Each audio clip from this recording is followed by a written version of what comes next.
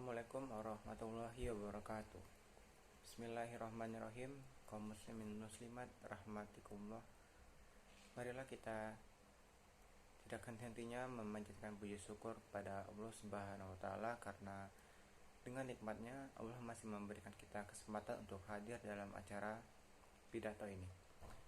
Semoga dalam pidato singkat ini kita semua mendapat rahmat dan ampunan Allah Subhanahu wa taala.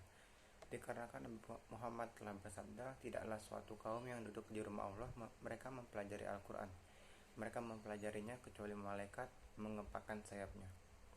Baiklah, langsung saja saya mulai pidato singkat saya yang berjudul Siti Munjiah.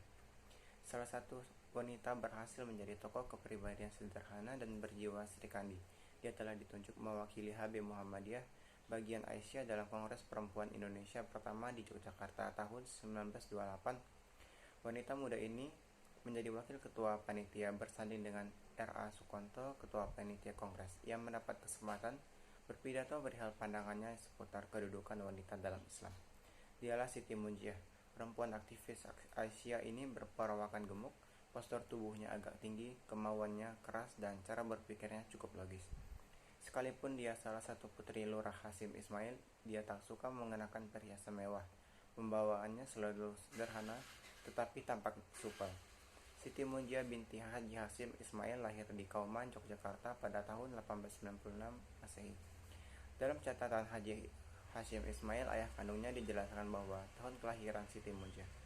Siti Munjiah memiliki kepiawaian dalam berpidato. Bakatnya dalam berpidato mengingatkan kita pada sosok Haji Fakhruddin, kakak kandung Siti Munjiah. Dengan bakat ini, Munjiah tampil sebagai perwakilan Aisyah dalam forum-forum perkumpulan wanita. Dia belajar agama Islam lewat kursus dan pengajian yang digelar oleh Kiai Haji Ahmad Dahlan dan istrinya. Santri-santri wanita ditempatkan di sebuah asrama yang diasuh secara langsung oleh Nyai Ahmad Dahlan untuk ditempa menjadi calon-calon pemimpin. Pada tahun 1918, Muhammadiyah telah melebarkan sayap keluar kampung Kauman lewat jalur pengajian di daerah.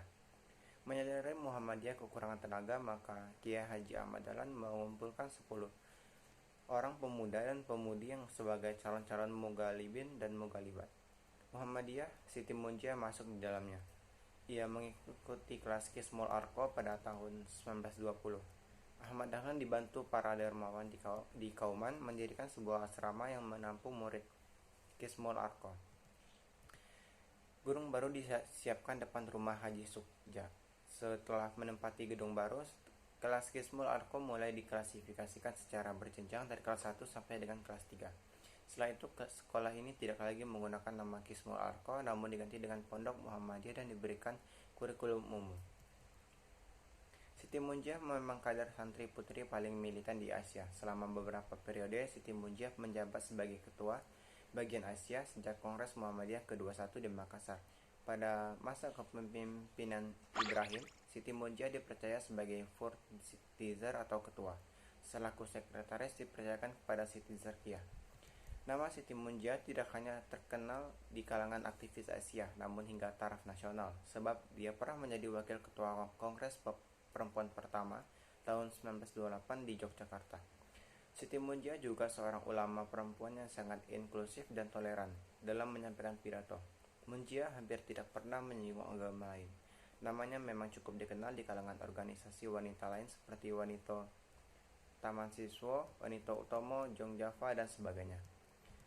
Siti Munjiah menikah dengan Ghazali, warga Kauman, akan tetapi nampaknya pernikahan Siti Munjiah dengan Ghazali tidak harmonis. Rumah tangganya yang dibangun tidak langgang. Setelah bercerai dari suaminya, Siti Munjiah tidak menikah lagi. Ia mengadopsi anak-anak Siti Bariah, adik kandungnya.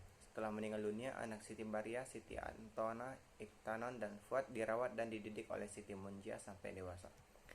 Siti Munjiah memang tak kenal lelah dengan berjuang di Aisyah. Semangatnya yang menyala dan tekadnya yang kuat telah membawa nama Aisyah di pentas nasional. Tetapi Siti Munjiah tetap seorang manusia biasa. Pada tahun 1955, Siti Munjiah menghembuskan nafas terakhirnya setelah berjuang memimpin Aisyah.